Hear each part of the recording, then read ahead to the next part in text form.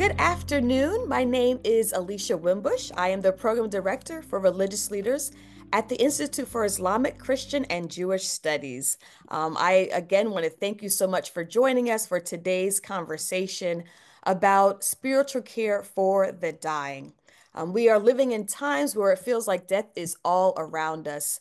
We are witnessing wars, seeing children's schools being shot up, living through the pandemic. We have seen a lot of loss.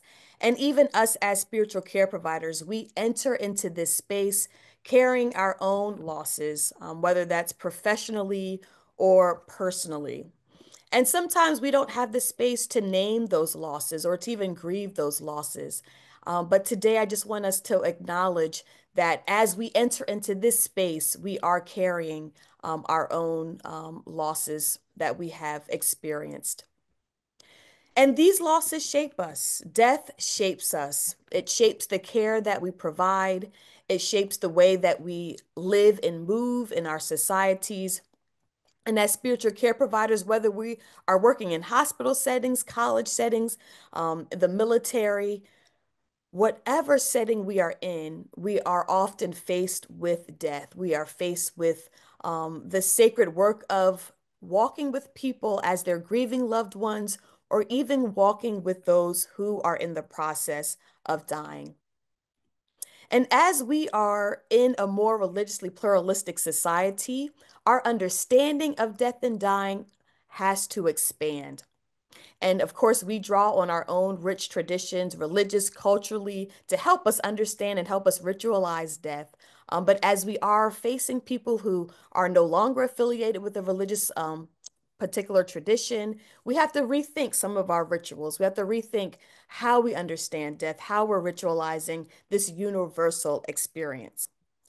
And so today, I am so grateful that we are going to be entering into conversation with several of our faculty seminar participants that joined us at ICJS this past summer for a week-long intensive to discuss death and dying, interreligious perspectives around death and dying.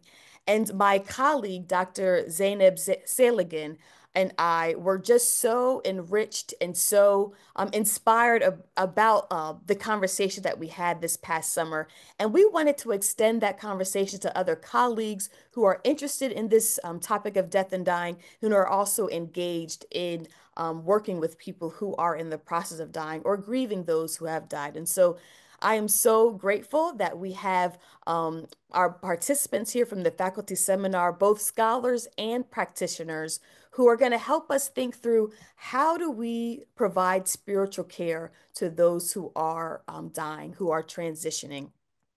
And I also want to thank my co-leader, Dr. Zainab Saligan, who is also on this call. I thank her for convening this faculty seminar and convening this most important topic. And so there are many ways that we want to continue this conversation, and this is just one of them.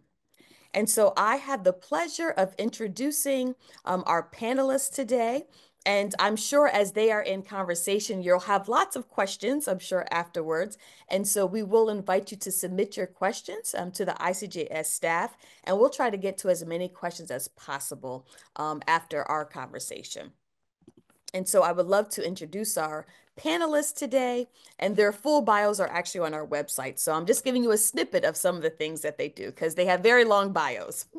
So I first want to start with Rabbi Katia Velo. She currently serves as the university chaplain and campus rabbi at Fordham University in New York. She previously trained as a hospital chaplain and taught religious studies at the University of South Carolina. Rabbi Katia, thank you so much for being here with us. Thank you. And I'm then, thrilled to. yes, thank you. And then we also have Reverend Dr. Jamie Eady. She is a thanatologist, a public theologian, and founder of Thoughtful Transitions LLC. She specializes in grief support, trauma-informed care, and death doula services, working specifically with communities that have been impacted by violence. Dr. Jamie, thank you so much for being here with us today. And then we have Dr. Richard McCarron. who teaches in the areas of liturgical and sacramental theology, ritual studies, liturgical history of the East and West, liturgy and culture, and catechesis at Catholic Theological Union. And so thank you so much, Dr. McCarron, for being here with us as well. And then we also have Dr. Ellen Postman, who is a professor at Baldwin Wallace University. She teaches a variety of classes on themes in comparative religion, religion in the afterlife, religion in America, religion and violence. And she also specializes in classes around Asian religions and Judaism. So thank you, Dr. Postman, for being here with us. Thank you. All right, so we're gonna jump right in. I just want to upfront say this is going to be a very enriching conversation. I already have my pen and paper. I'm going to be taking notes. So we will not do service to this topic. I'll let you know. But we are going to do the best that we can.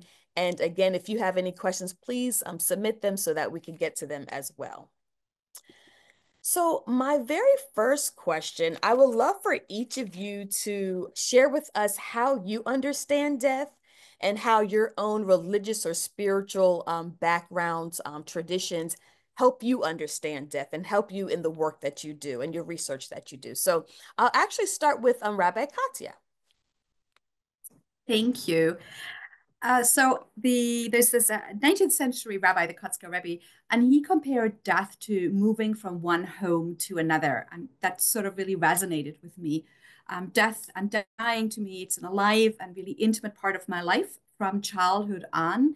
It's something where sort of our existence in this world will end, and we'll rest in a world beyond this one. It's one we cannot access yet. We cannot fully access yet. And yet I feel very connected to this world and to people who've gone there already in some ways. We can draw, I think, the reality of this into our lives, and we can maybe prepare in some ways, or we can hope to prepare. And we can certainly be with people who are on this journey, people themselves, people who love them, people in their lives. And as chaplains, offer presence, offer and finding out with them whatever it is that may be with them on this path, that may help them here as well. And at the same time, dying is terrifying as well. The idea that we're gone, or that I'm gone, or the idea that people in my life could be gone tomorrow. Maybe an experience some of you have made, and just it's very scary.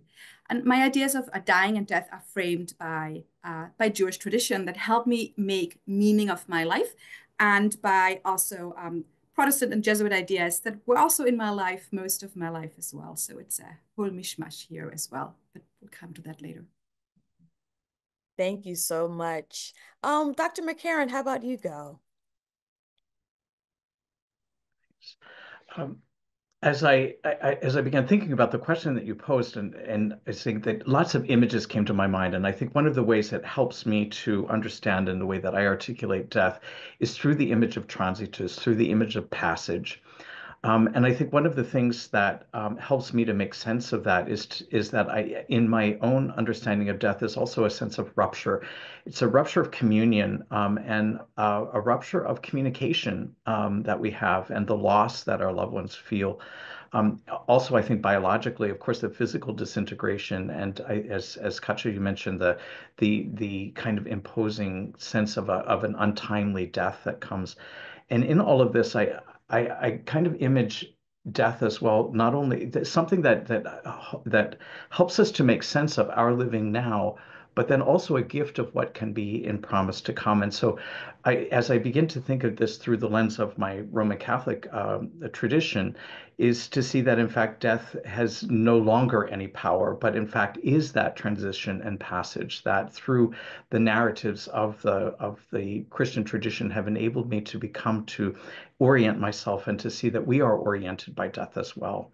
And so just some of that sense of helping that. And then therefore in my own work to understand how the accompaniment and ritualizing can help us to attend to the relationships that have been broken, the relationships that need to be reconnected, and our hope that as we continue to move forward together as a community. Thank you so much, Richard. And I'm loving these images you're both just projecting: a home away from home, a passage. So thank you for those. All right. Tahira, thank you so much for joining us. We will hear a little bit about you later. I'm having them share what their understanding of death is and how their particular religious tradition, spiritual framework shapes that understanding. So I'll have you share last, if that's okay. All right. Sure. All right. Dr. Postman, I would love to hear from you. Hi, everyone. Alicia, thanks so much for having me here. I've been studying comparative religion for a long time. I teach a class on death and the afterlife in world religions, and I do not pretend to know what happens when we die. I've studied way too many perspectives to try to figure out for myself which may or may not be true, and I rest very comfortably in the mystery of it all. I was raised Jewish, and that has very much stayed with me. I was never taught that there was a hell. I was taught that there was a heaven, and yet that was de-emphasized in favor of putting the emphasis on this life and really what we do in this life.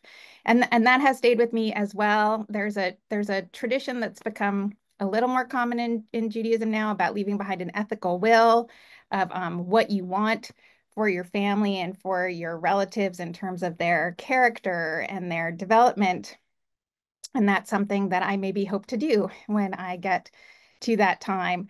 I also think that even from a Jewish perspective, the relationships continue after someone's gone, right? We have periods throughout the year where we pray for people, we remember people, and I take great comfort in that with the people I've lost.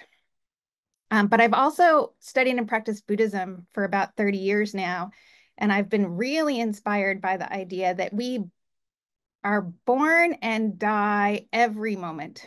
Like every moment that we're changed is a death and a rebirth, and that the moment of death, while it is an intense version of that, is really just one more moment. Buddhism also sees death really as an opportunity, as a challenge, especially Tibetan Buddhism. I have these Tibetan Buddhist flags behind me, as an opportunity to kind of attain nirvana in that moment of death. And I think that Buddhism also teaches that our thoughts at the moment of our death matter for our rebirth. And that is actually something that's true in many spiritual traditions, that your thoughts at death matter, that they should be a profession of faith, a confession, right? Those kinds of things. And many Buddhists hope at their death, and so this is something for spiritual care workers, to be calm and present. So pain medication is okay, but not full sedation. And that I think I've been influenced by, and I think I would hope in an ideal universe that at my death, I'll be able to be calm and present and meditative at my death. Thank you so much. There's so much, there was so much in all of that.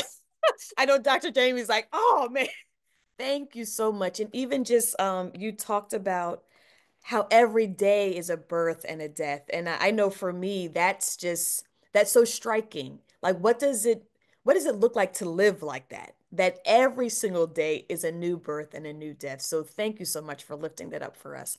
All right, Dr. Jamie, on to you. I feel, yeah, I don't really want to say anything at this point. So I'll start with that last statement that one of the reasons I started Thoughtful Transitions is because I believe that from the moment you take your first breath to your last breath in this realm, that you are in a process of transitioning. That every day there is, we are encountering loss, like every day. And it's not necessarily a bad thing, right? But every day we are encountering losses, changes, and transitions.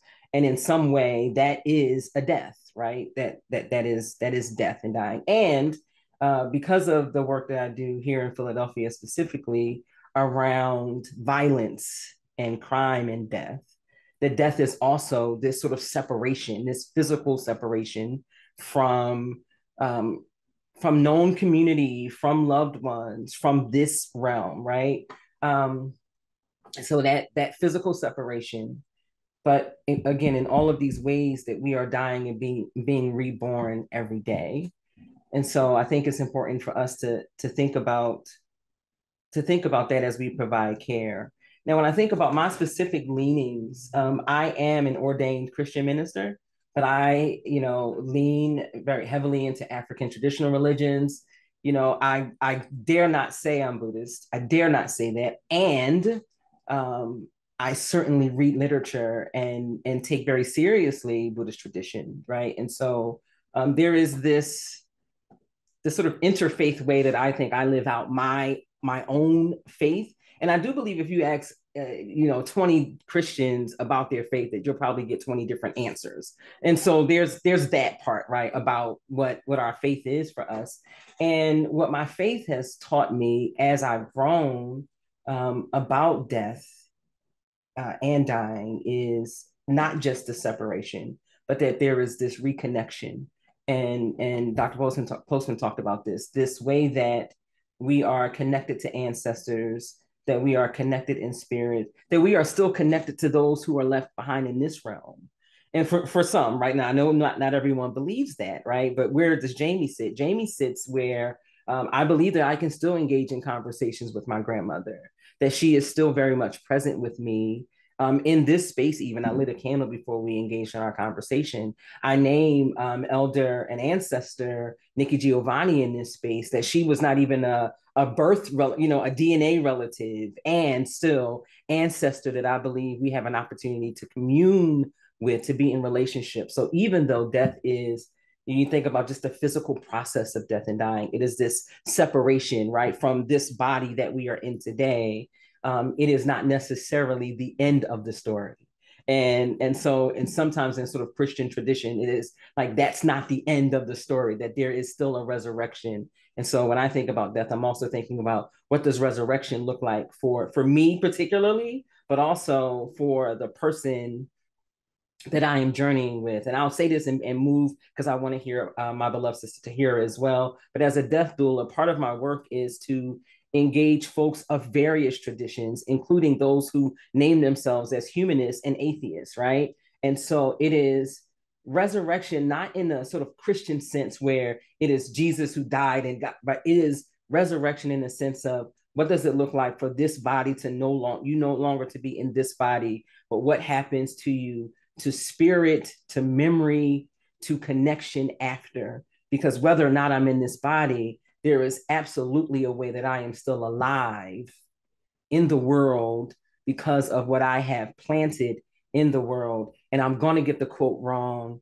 I will find it before the end of this, and you all help me with this. But Nikki Giovanni talks about may the life she lives be right. Y'all know what I'm talking about. So be warned, may her dying or something be warned by the life she lives. I know y'all know what I'm talking about. But that is sort of how I try to live, in a way that may the works that I've done, I think that's where it, right, speak for me. And so even though I am not alive, I have died in this body, I have never died. Powerful. Thank you so much, Dr. Jamie.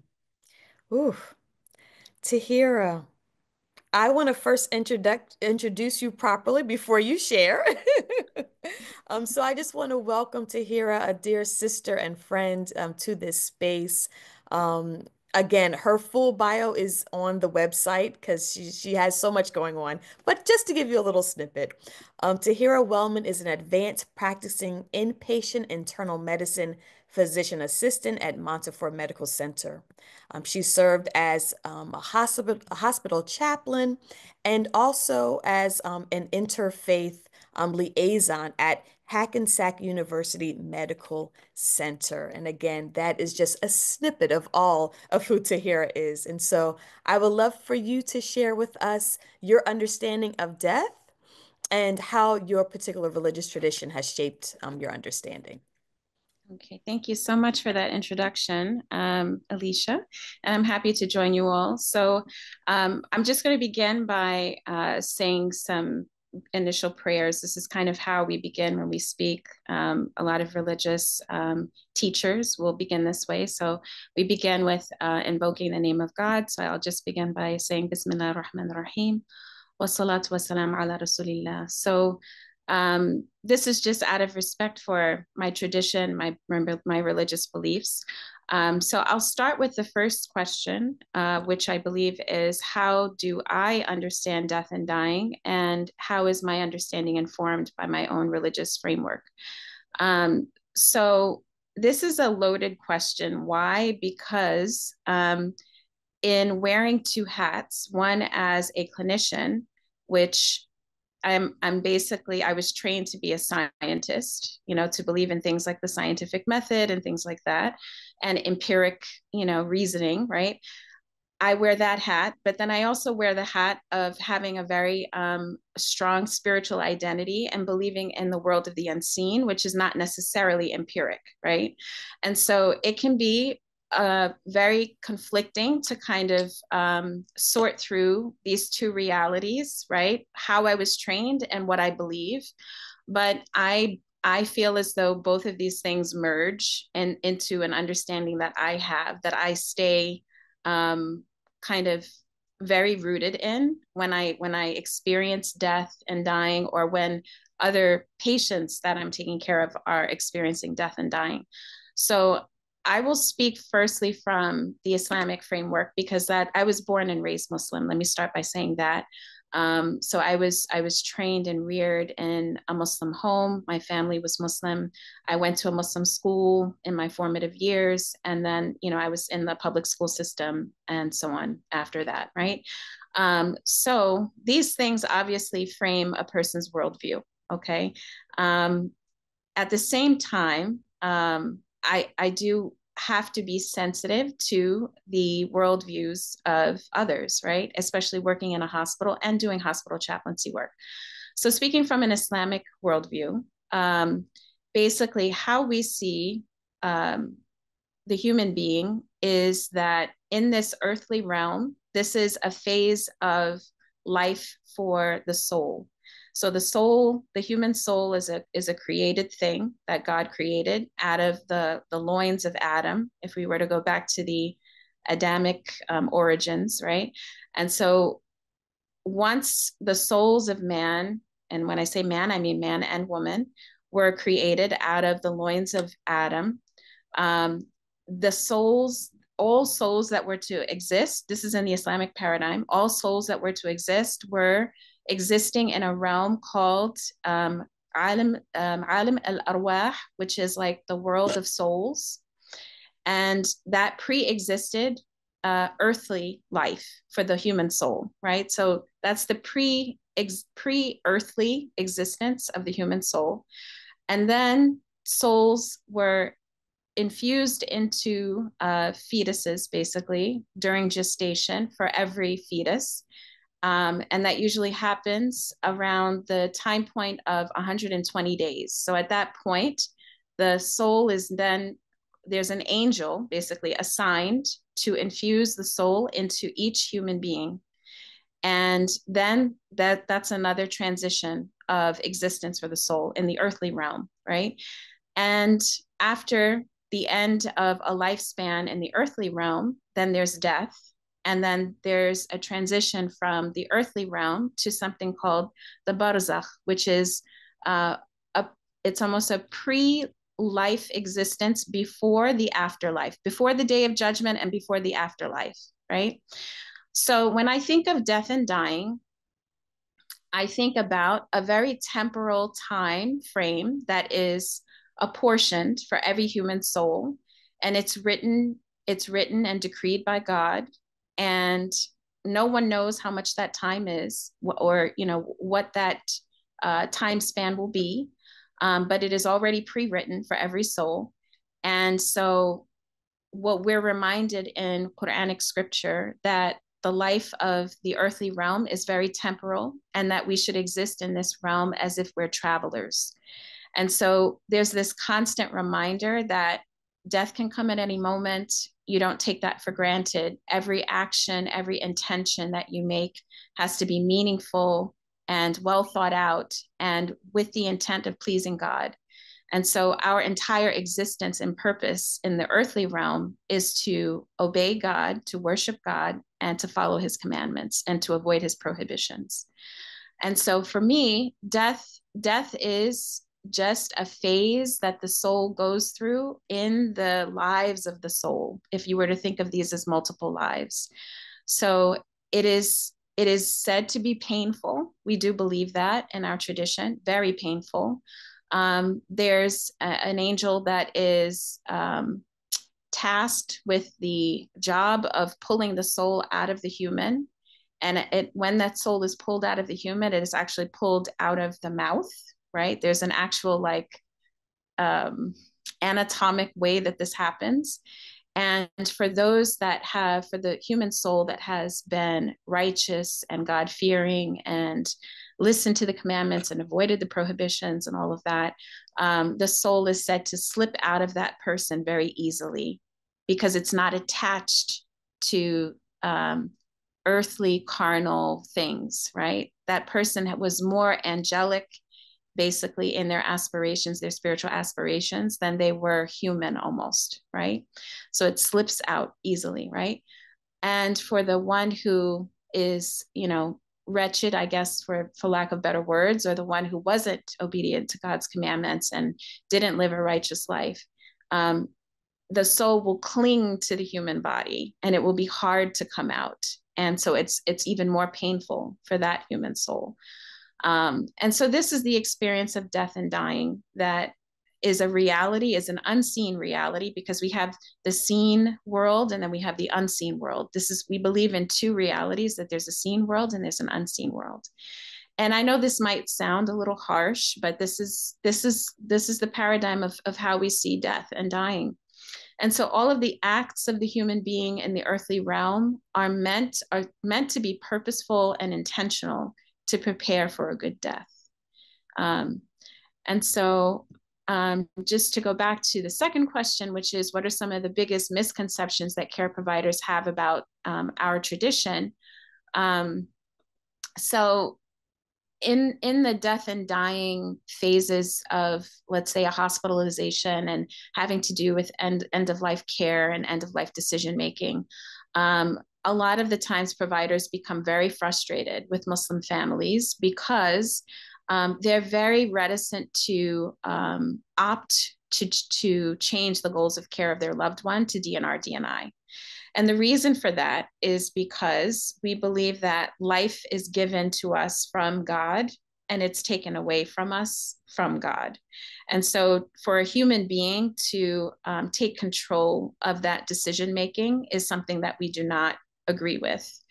Now, that does not mean that we don't believe in things like palliation and end of life symptom management to make things comfortable.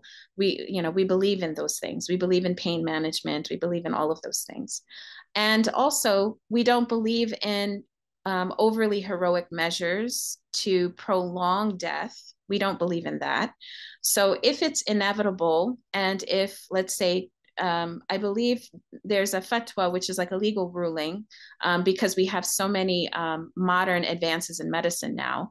So I believe the fatwa says that if 2 to 3 medical providers have basically decided that it's futile to prolong the life of this person because the measures that are being taken are just kind of over and above and beyond, then that's unnecessary, right? Because you're prolonging suffering and you're prolonging death. So death should naturally take its course. But aside from that, healthcare providers should be doing everything that they can to sustain the life of that person. Mm. So that's the Islamic standpoint on end of life. Now, many families will kind of handle that in different ways. Some families believe that suffering is an expiation of sin. And so some families will actually decline, opioids and pain management drugs that alter the sensorium of the patient. While other families will say, no, I believe that, God is merciful. I want my loved one to not suffer. So, and that varies from family to family and kind of their own religious persuasions and understandings and spiritual connections about, expiation of sin. And there's no really hard, fast rule on that, so I think it also has to do with, them trying to represent by proxy their loved one and how their loved one would have looked at the situation. Would they have wanted to kind of endure some of the pain because they want that opportunity to have that expiation of sin? Or would they have just wanted, to have it be peaceful, basically? And so that's pretty much it. But for the most part, I'll just end by saying it is best that there is some level of sensorium in the dying person so that they're able to pronounce the testification of faith before their soul is taken. So the preference is for them to have enough sensorium, even if they are taking opioids and pain medications, to be able to say there is no God but the one God, and that the last messenger of God is Muhammad, peace be upon him. Thank you. I hope that wasn't. Yes. No, thank you so much, Tahira. That was very helpful to think about your understanding of death and then the practicalities of that. And when you're in the hospital setting, how that might show up. So I appreciate you going into that. For the other panelists, I would love to also hear what might be some misconceptions of your religious tradition, and what do you think care providers might need to know when they are either with a family who is being, being, approached by physicians and being asked questions about their loved one, what their preferences are. What type of advice or what type of suggestions would you offer? Rabbi Katya, I'll start with you and we'll kind of go in the same order. Sure, thank you. I think one that I've seen come up a lot is sort of the idea, the anxiety that tattoos and suicide are outlawed in Judaism, and that they mean that you can't have a Jewish funeral or be buried in a cemetery. Not true. Both are false. And then the other one that I think is important, and Alan, you spoke about this already, that there is just incredible diversity within Jewish tradition regarding the afterlife and also the last phase of life. So that's something I would like to uphold, especially and even among traditional Jews. So some may believe very much in the idea of an afterlife, olam haba, the world to come. They may, for instance, think that right after death, the soul sees the divine. So this is a very important time. Some may have the idea of heaven as sort of this transitory place where souls sort of sojourn, live until the coming of the Messiah. And maybe they need some extra care. And this is connected to some prayer practices that Ellen also alluded to, that for many people are deeply mystical, and for others are a connection to the divine, saying Kaddish or having special services 4 times a year. Some Jews believe in reincarnation in some way or in some form. And others just focus on the here and now. For them, it's the idea that our acts, our life in the here and now matters. And that if we live on in the memories of others, perhaps in our children, but that what matters are our deeds and our charity. For many Jews also, and that's maybe another one to keep in mind, is that the physical reality of the person who's dying really matters. So for instance, if a patient is dying or has died, in many hospitals, people would, remove the lines to make the person more presentable. And for many Jews, that's very anxiety provoking, because the idea is that all these bodily fluids should be buried with a person, and should be taken care of.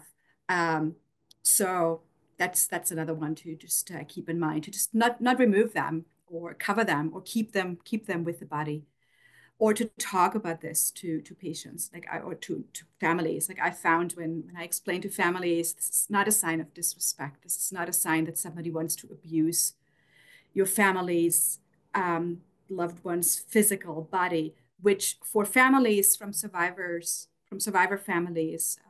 I worked in a hospital with a lot of survivor past. Many of my patients were survivors, very elderly. This was very alive. You know, the idea that somebody, even now, 80 years later, somebody could do something to their bodies.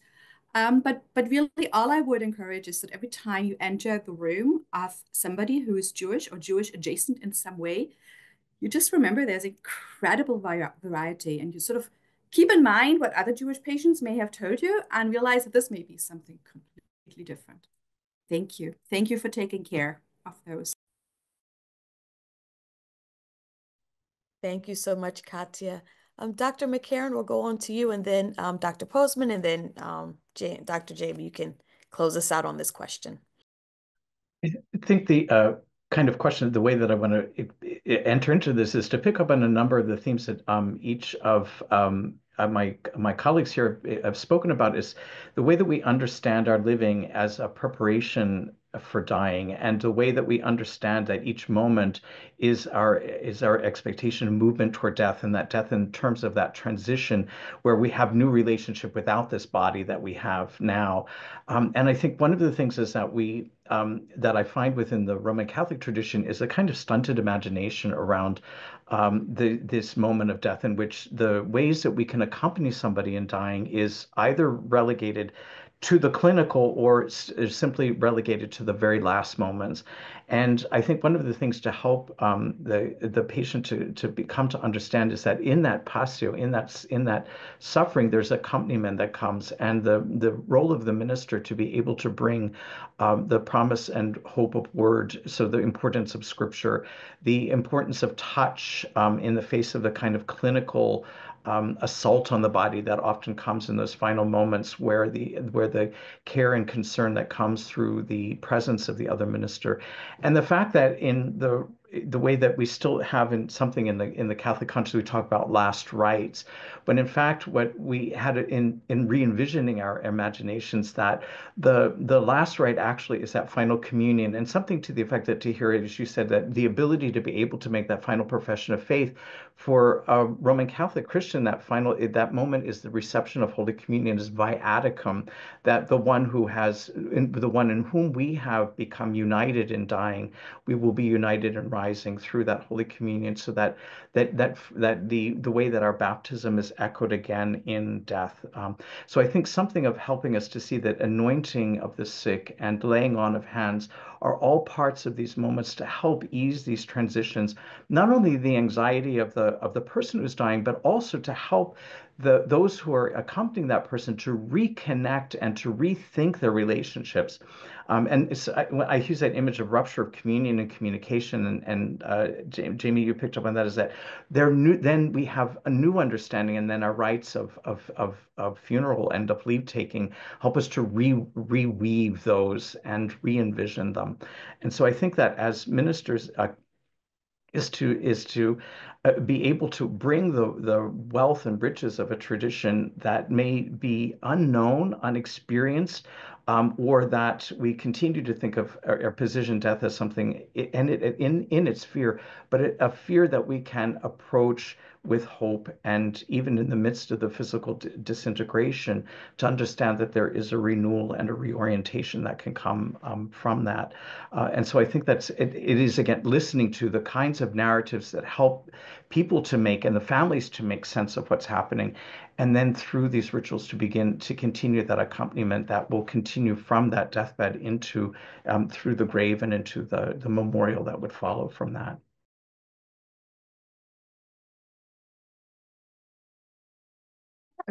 That's beautiful. I love the concepts of sort of presence and touch. And even though they might not be part of the traditions that I'm most connected to, I think that they're useful for everyone. So thank you. And I want to pick up on some things that Rabbi Katya said, and that Tahira suggested as well, in that when we got these questions in advance. And so the question was about what we think the most common misconception is. And I think that the biggest misconception we sometimes have is that knowledge of someone's religious identity will let us know what they want at their death, when in reality, many individuals are not aware of what their religion teaches and or don't conform to those normative ideals. So on the one hand, I think the knowledge is good, right?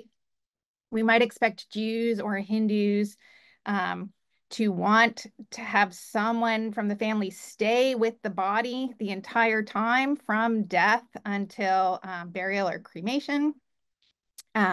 We might expect Jews or Muslims to want a body released very quickly because there's a norm of burying within 24 hours. Or we might expect that they don't want an autopsy for reasons that the body needs to be whole. We might expect Hindus to would like to have some water from the Ganges on hand in the hospital at death. We might expect, as I mentioned before, that Buddhists want to be calm and present at their death and not sedated, or that the family members are going to stay calm because they know that life is impermanence, right? But they're human beings and they're going to be distraught just like anybody else. We might expect certain indigenous communities to have sort of certain loud ways of acting at death, or specific gestures or traditions because we think we know something about this particular community, right? But I think we just have to be careful when we think that a particular group wants a certain thing done because we know something about that, right? So this is something I really struggle with all the time when I teach my students, because I'm like, here I am teaching you these ideas about what it is that religious communities want at death. But then, as Tahira says, like, some Muslims are going to want the pain medication and some won't, right? As Katya says, some Jews will want this and some won't. And so I think we might expect people want a clergy member present. I think it's great for hospitals to have a list of clergy that are available from a number of different communities in case that's the case. But sometimes a person will not want a clergy member present. And so it's just really important, probably most of all, to make sure to communicate effectively with the particular individual patient and the particular individual family members in order to not stereotype once we know something about what their religion is, in order to get a sense of their individual wishes. So that's what I would say is the most important from my perspective. And because I know our time is winding up, I think most of this has been stated.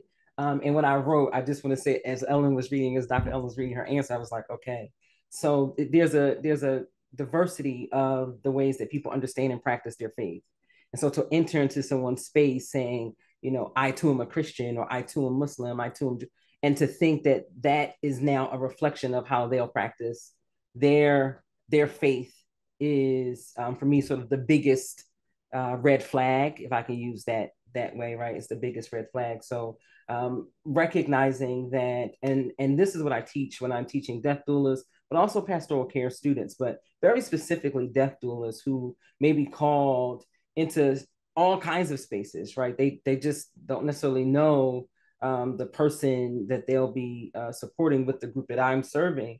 And so being willing to ask questions, being willing to listen, and not just with sort of your ears, but also your eyes, like that kind of thing is the way that we can identify what a person needs, rather than this wonderful knowledge that we've read in our books and received from our professors. Great knowledge, but it can disenfranchise someone's dying experience if we go in with believing that we have all of the answers. And I'll say this last thing, and really, I don't even know if this is part of the question, but it helps me think about how when I am in a room with someone, and since 2020, I have probably been at the bedside of close to 1,100 people who have breathed their last breath.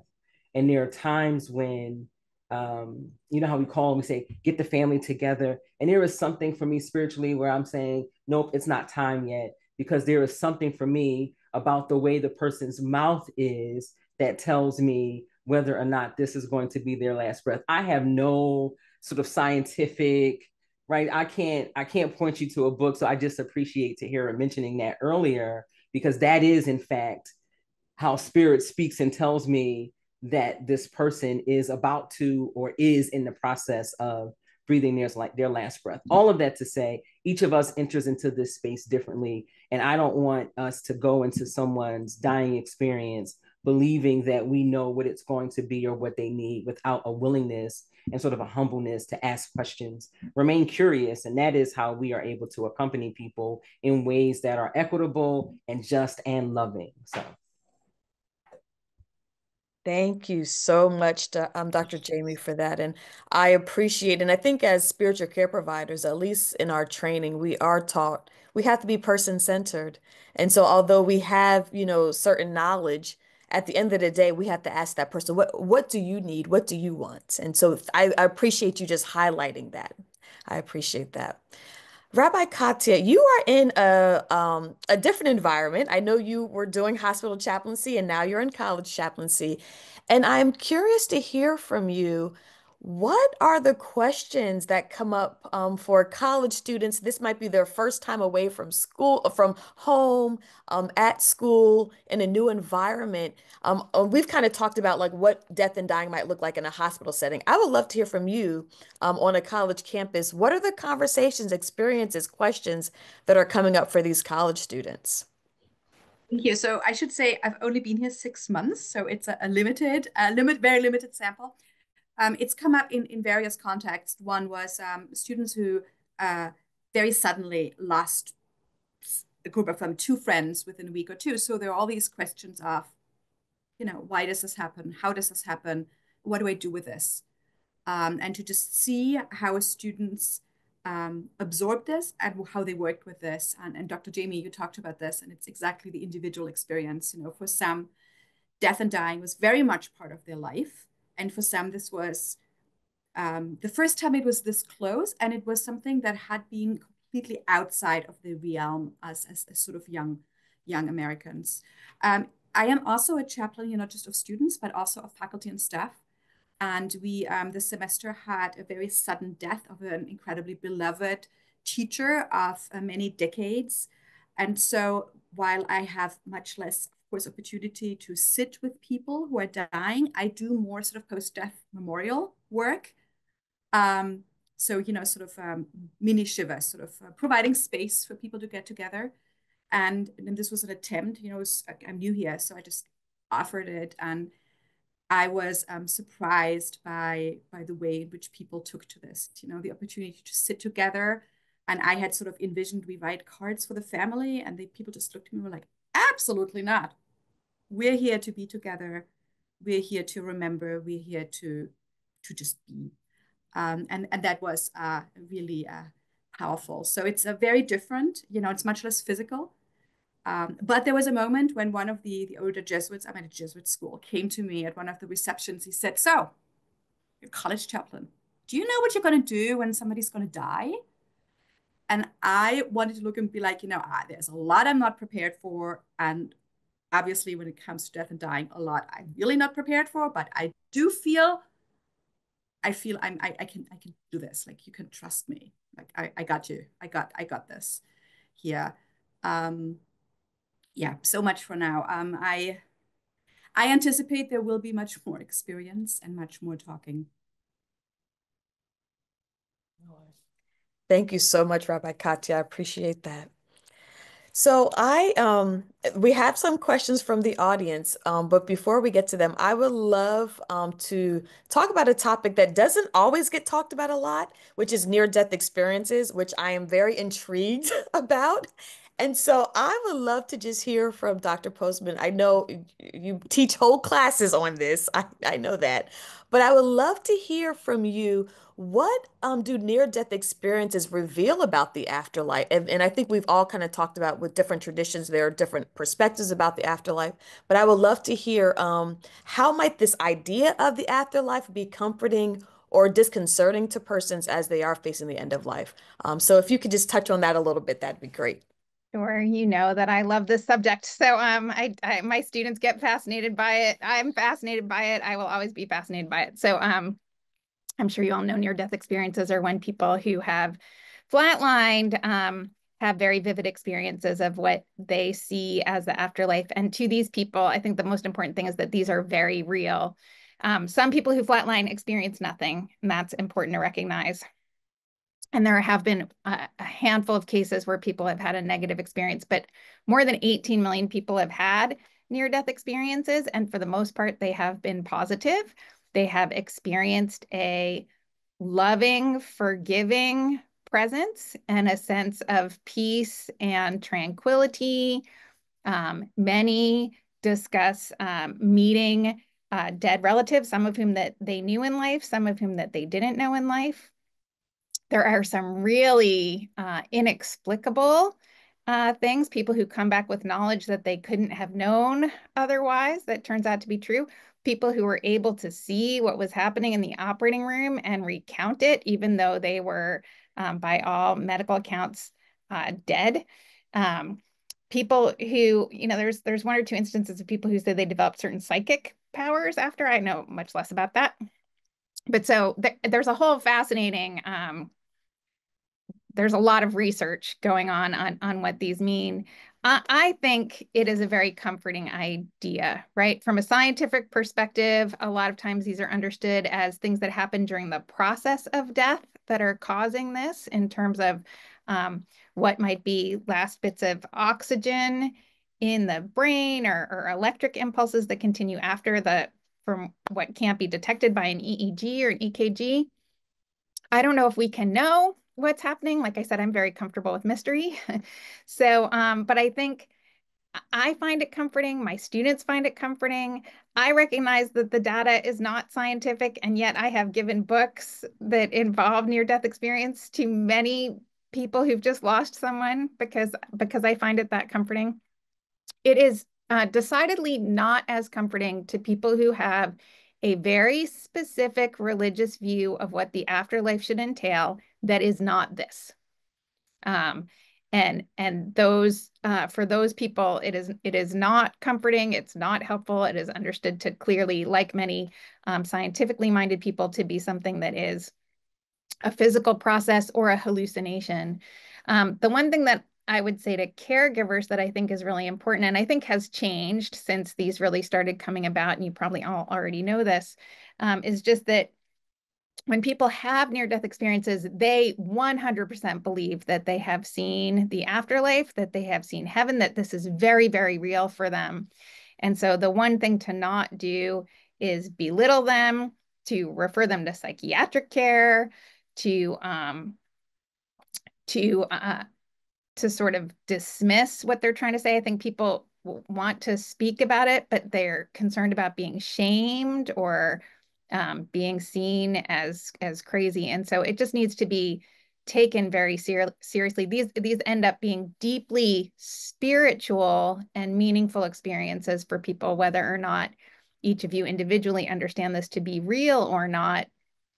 They convey a message for how to live their rest of their life going forward, and are not, no one's going to be dissuaded from the idea that what they saw was 100% real. So they need to be treated as such.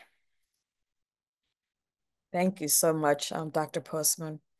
So I want to get to some questions from the audience. And this is open. Anybody can answer this, but you all have shared just so beautifully about your different perspectives around death and dying. And so one of the questions that we received is, I'm curious if these perspectives change with regard to care of infants and children at the end of life. And so again, anybody can respond to that.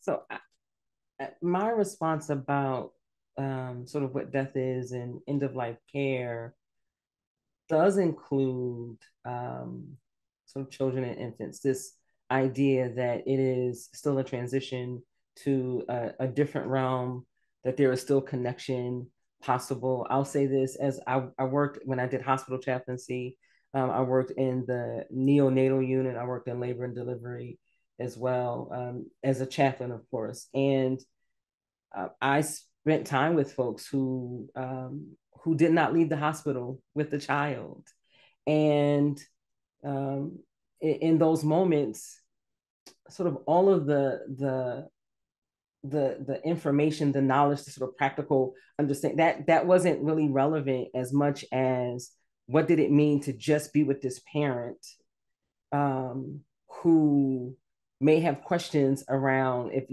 around why God would allow them to first carry a child who then they don't get to an opportunity to experience in the world, right? In the way that we expect, in the way that we expect. And so, yeah, the same kinds of the same kind of care to parent and caregivers and those who are present, it still resonates. I don't know that there was a difference. Of course, there's some questions that you might ask of a person who is, we might consider an elder versus one who's a baby, right? Then those are some logical ways that we might approach and ask different questions.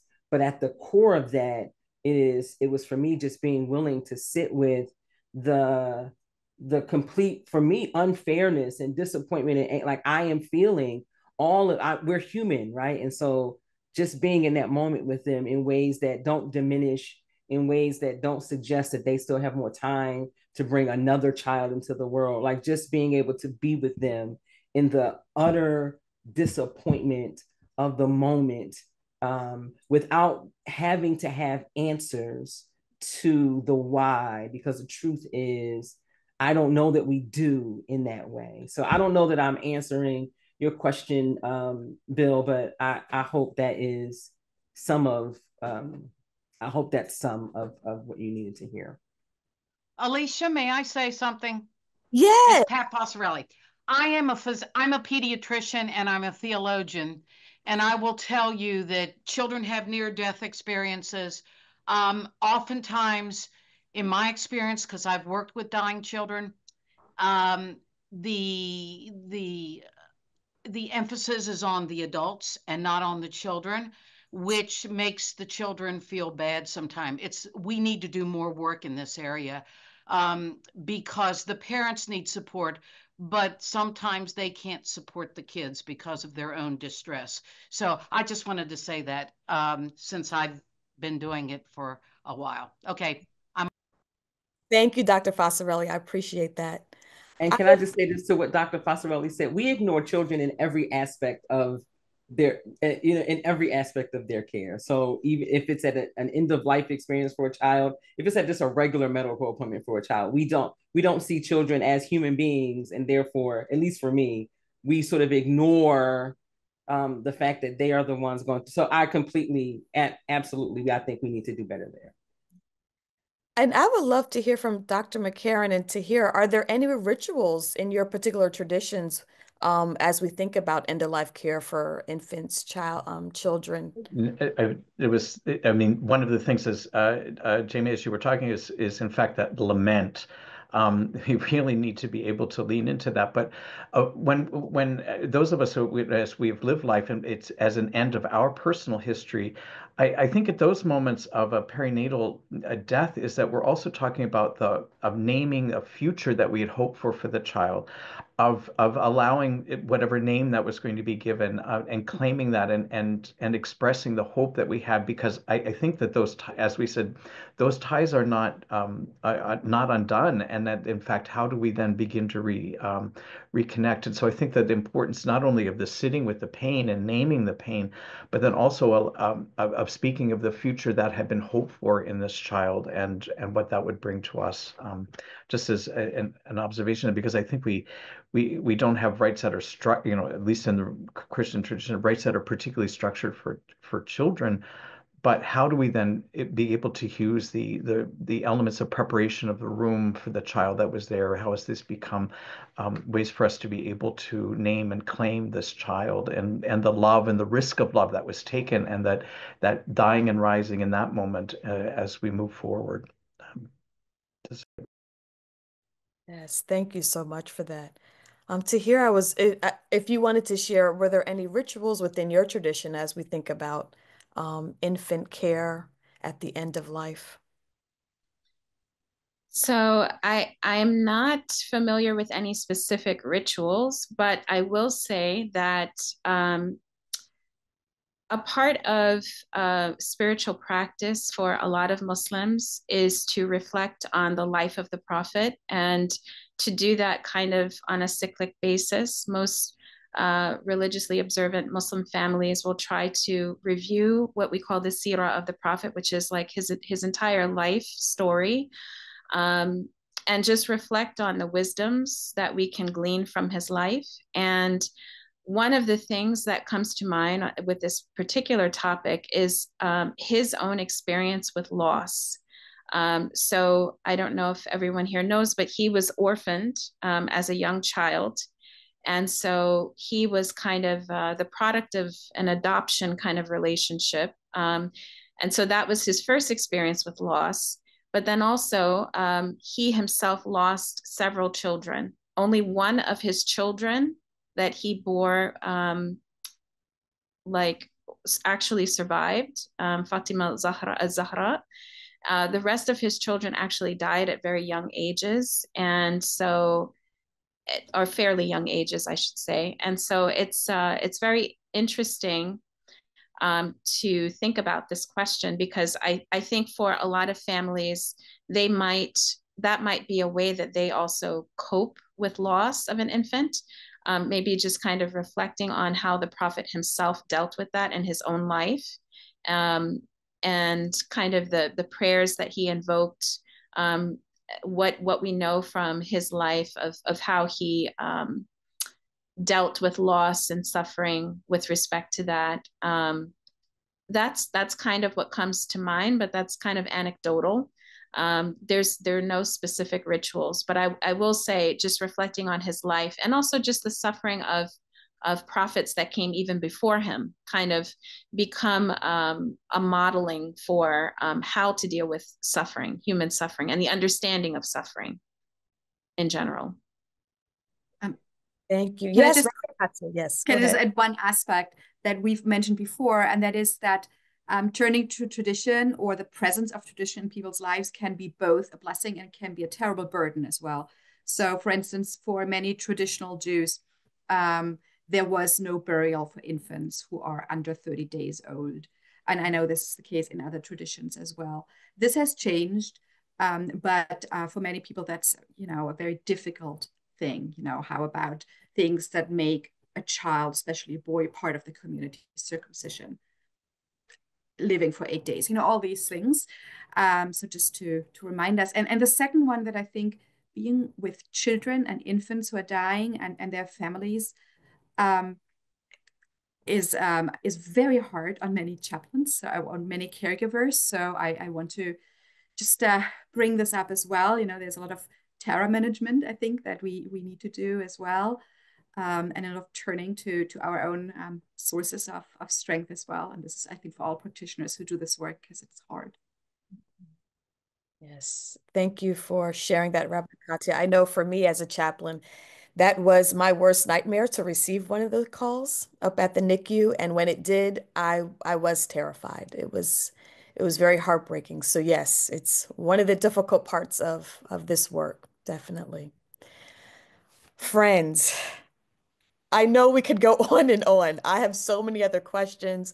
I know in the community there are other people that had questions and comments, but I just want to thank you all so much for this rich, rich conversation. I have like 2 pages of notes from what you all have shared. And so I would just love our community just to thank our panelists for their sharing, for their hearts, for their wisdom, for the work that they do in this world. I want us to, in the chat, just shout them out, tell them thank you, because I recognize that what they have poured out to us.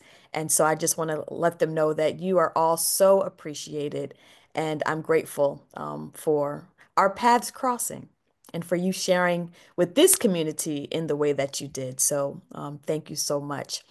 And I would love to share with the community, if this is your first time at an ICJS event and you want to learn more about our programming, more about what we are offering for spiritual care providers, I do invite you to check out our website at www.icijs.org. And there you'll find out about a lot more of our programming, ways that we are supporting chaplains in the work that they do, and spiritual care providers in general. So please check out our website. And I also just want to share with you all that we will be launching a capacity building grant in the new year. So if you are a spiritual care provider looking for ways to support the work that you do, whether that's educational, it's materials that you might need for the work that you do, please be on the lookout for that information on our website. It's called the Spiritual Capacity Grant, Spiritual Care Capacity Grant. So please be on the lookout for that. But again, thank you so much for joining us for your lunch hour, and I hope to see you again. And again, thank you for our panelists.